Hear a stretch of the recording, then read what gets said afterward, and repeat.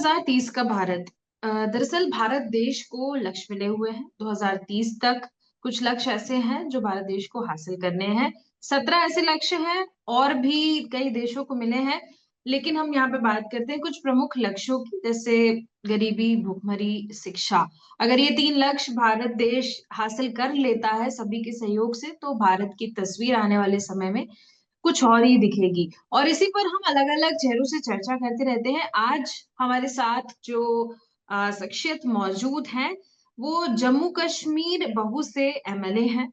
और पहले इनके कार्य जो है वो बहुत ही अच्छे कार्य कर चुके हैं अपने क्षेत्र में। अभी भी लगातार कुछ न कुछ डेवलपमेंट को लेकर करते नजर आते हैं। तो उनसे बेहतर जम्मू कश्मीर की प्रेजेंट सिचुएशन और आगे जम्मू कश्मीर कैसा होगा, क्या तस्वीर होगी, कोई नहीं बता सकता है। तो विक्रम रंधावा जी आज हमारे बीच मौजूद है। बहुत बहुत स्वागत करती हूँ सर मैं आपका हमारे चैनल। जी शुक्रिया स्नेहा जी।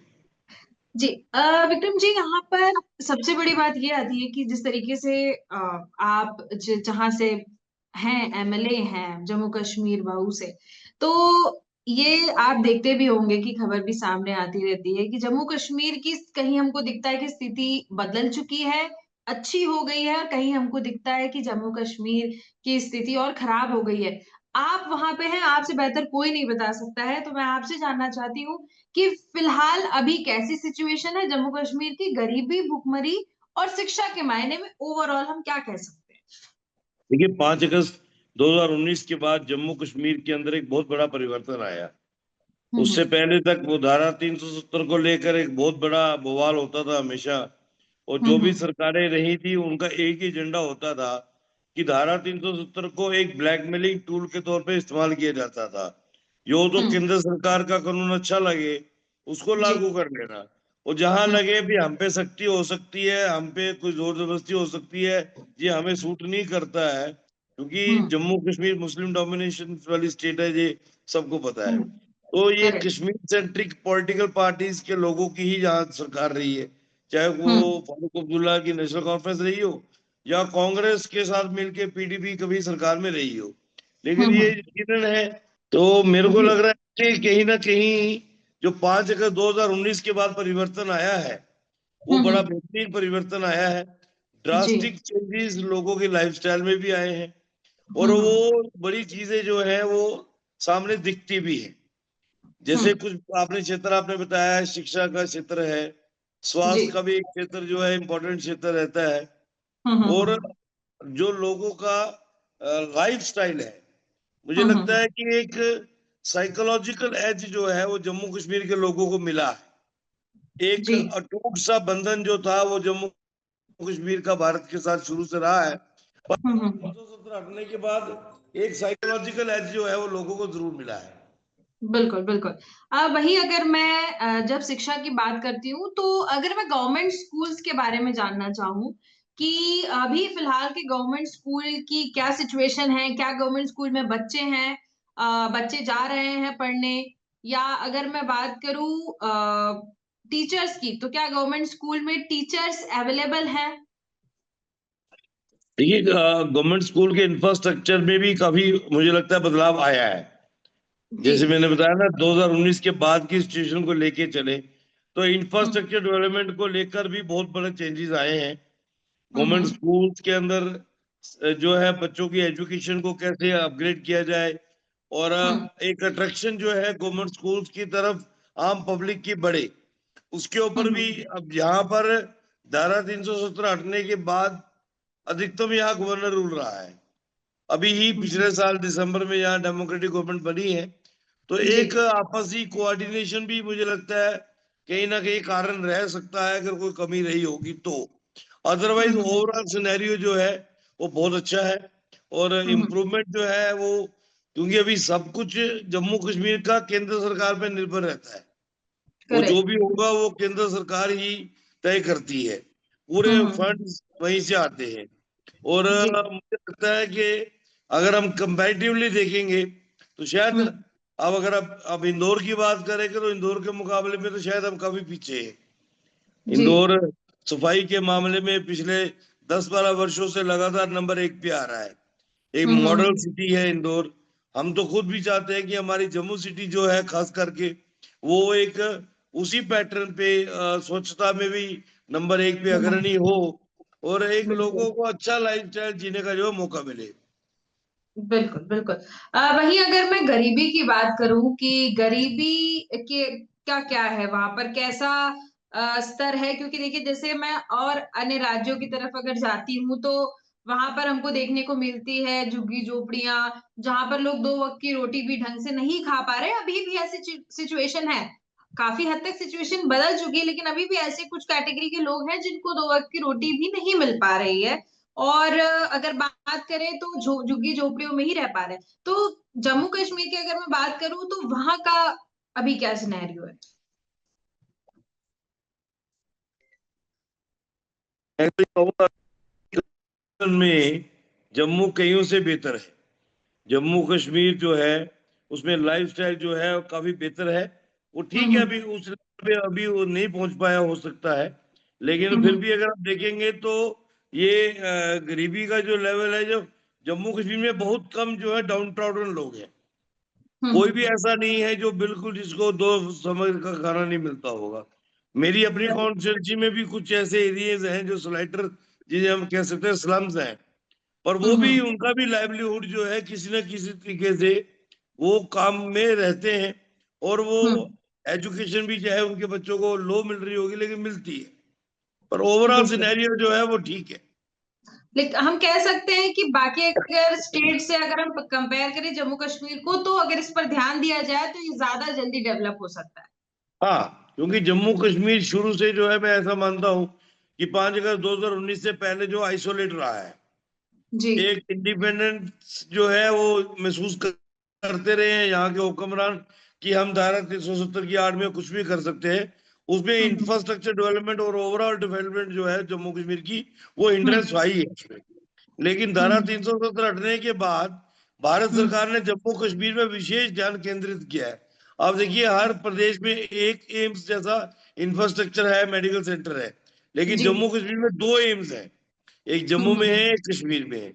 और ये जी। चीजें ऐसी देखेंगे तो आप कंपैरिजन में बाकी स्टेट से देखें तो जम्मू कश्मीर को अभी मौजूदा भारत की सरकार ने बहुत पॉजिटिवली एक विकसित जम्मू कश्मीर के पैटर्न पे खड़ा करने का हम्म प्रयास किया है। बिल्कुल बिल्कुल।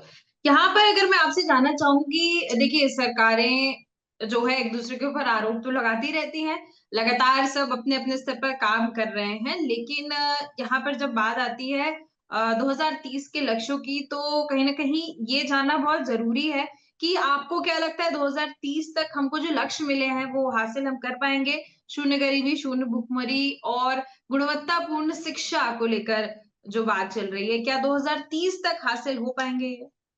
देखिए कर पाएंगे कि नहीं कर पाएंगे उस पर तो नहीं मैं कह सकता हूँ, लेकिन मुझे लगता है कि भारत सरकार का जो प्रयास है, नरेंद्र हम्म मोदी जी के नेतृत्व में भारत सरकार जिस तरीके से कश्मीर से लेकर कन्याकुमारी तक हर प्रदेश की, हर यूटी की चिंता करती है, तो हम्म ये नामुमकिन नहीं है, एटलीस्ट नामुमकिन हम्म नहीं है इसको। बिल्कुल। लेकिन इसमें बहुत बड़ा हमारा जो लोकल एडमिनिस्ट्रेशन है उनका रोल रहने वाला है। हम जो हम्म लोकल लेजिस्लेचर है हमारा एक रोल रहने वाला है। आज बिल्कुल। प्रधानमंत्री आवास योजना के तहत लगातार लोगों को घर बना के दिए जा रहे हैं। ये चीजें हम्म पहले 2014 से पहले कभी किसी ने सोचा भी नहीं था। इंदिरा आवास हम्म योजना कभी चला करती थी, उसमें भी हम्म जो इमदाद दी जाती थी वो रास्ते में उड़ जाती थी। लेकिन आज बिल्कुल प्रधानमंत्री आवास योजना के तहत कईयों के घरों को जो है वो छत में बदला गया है और उनको छत नसीब हुआ है। तो ये बिल्कुल। चीजें अच्छा, बड़ी लेकिन कहीं यहाँ पर सर कंपैरिजन में एक करें। चीज मैं कहना चाहूंगी कि जैसे विपक्ष जो है वो प्रधानमंत्री आवास योजना को लेकर काफी ऐसी बातें सामने आती मैंने देखी कि आवास योजना होने के बाद भी आज भी भारत में बहुत ऐसी आबादी है, कुछ परसेंटेज शायद था, मेरे को ये ध्यान में नहीं आ रहा है, कि अभी भी लोग बिना घर के हैं। तो फिर ऐसी आवास योजना का क्या मतलब निकला, इसको लेकर आप क्या कहेंगे?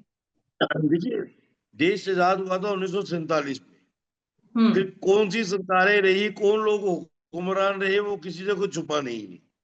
हमारे हम्म इतिहास में हमें क्या पढ़ाया गया, हमारे बच्चों को क्या पढ़ाया जाता था, कौन महान थे और हम्म किनको योद्धा बताया गया, वो किसी को छुपा नहीं है। तो ये हम्म चीजें आहिस्ता आहिस्ता ठीक होने का समय लगेगा। अभी 2014 के बाद ही देश ने एक मजबूत परिवर्तन लिया है, और उस हम्म परिवर्तन की झलक जो है वो अभी जो जिस तरीके से देश चल रहा है, जिस तरीके से पूरी दुनिया के अंदर भारत का डंका बजा है, वो हम्म कार्यप्रणाली कार्य पद्धति का आंकलन कोई भी कर सकता है। एक लेमैन भी बिल्कुल। बता सकता है कि नहीं, हाँ अच्छा है। पार्टी पॉलिटिक्स से हम्म ऊपर उठ के लोग जो है मोदी जी की सरकार की एप्रिसिएशन करते हैं। अपोजिशन का जी। तो काम है, अपोजिशन तो कभी भी मौजूदा सरकार का गुणगान नहीं करेगी। जबकि जी। मैटर ऑफ फैक्ट ये है कि अपोजिशन के लोगों को भी, कईयों को प्रधानमंत्री आवास योजना के तहत जो है बेनिफिट हुए हैं। ओके। यानी कि कुल हम्म। मिलाकर हम कह सकते हैं, एक और स्कीम को लेकर मैं आपसे एक सवाल पूछना चाहूंगी।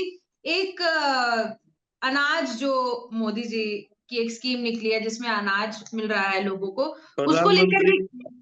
गरीब जी। कल्याण, है हाँ ना, हाँ। तो अन्न उसमें योजना। क्या है, उसमें ऐसा कह रहे हैं कि 80 करोड़ लोगों को अगर अनाज दे रहे हैं मोदी जी, तो क्या हम 80 करोड़ लोगों को गरीब माने? ऐसा नहीं है, देखिए, हाँ। 80 करोड़ लोग पूरी तरह से गरीब हैं ऐसा नहीं है, लेकिन एक हम्म एक लेवल शुरू से ही देश के अंदर रहा है। तो उन हम्म लोगों को जैसे एक आदत सी पड़ी हुई है कि हमें कुछ जी। ना कुछ फ्री में सरकार से मिलते रहना चाहिए। ये हम्म अधिकतम इसमें वो घर हैं जो अपना कमाते हैं, अपना खाते भी हैं, लेकिन बिल्कुल। सरकार हमारे लिए क्या कर रही है, तो उस माइंडसेट को मेंटेन रखने के लिए कई बार करना पड़ता है।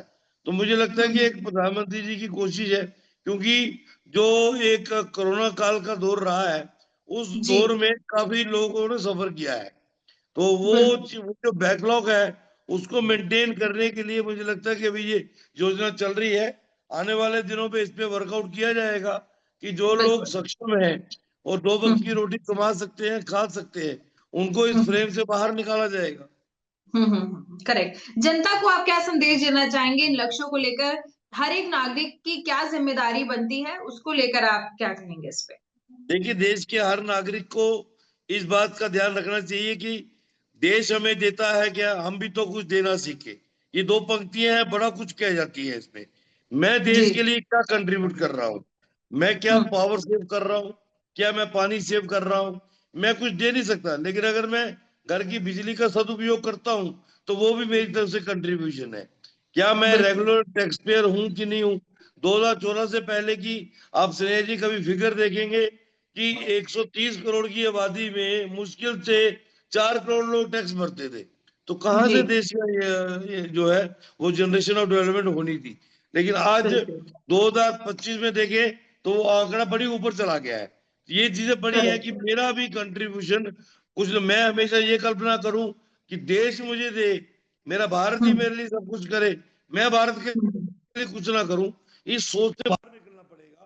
और मैं ये कह बिल्कुल। सकता हूं कि भी एक अच्छे नागरिक होने के नाते हमें इस बात का पहले गर्व होना चाहिए कि हम हिंदुस्तानी हैं। हमें हमारा देश हमारे प्रधानमंत्री जी की मेहनत के बलबूते पे आज पूरी दुनिया में डंका बजा रहा है। तो ये चीजें बड़ी बिल्कुल। मैटर करती हैं। मेरा एक योगदान मेरे देश के उत्थान में, देश के निर्माण में क्या रहता है, मुझे क्या कुछ कंट्रीब्यूट करना चाहिए, तो इसके लिए भी हर नागरिक को जरूर सोचना चाहिए। बिल्कुल। बिल्कुल, आपने बहुत ही अच्छा मैसेज दिया देश की जनता को, युवाओं को। अगर आगे आए और अपने फंडामेंटल राइट्स को ही अगर वो देखें, या फिर हम ड्यूटी कहते हैं, जो मॉरल ड्यूटीज जो होती हैं, अगर उस पर हम ध्यान देते रहे, तो ये लक्ष्य बहुत ही आसान है और आसानी से हो सकते हैं। लेकिन वही, अगर नहीं सब एक साथ जुट के सामने नहीं आते हैं, इस पर काम नहीं किया, तो ये हमारे लिए मुश्किल होगा, और आने वाले 10 सालों में भी मुश्किल होगा अगर सब साथ में नहीं आते हैं तो बिल्कुल एग्जैक्ट। आपने बहुत ही अच्छी बातें बताई।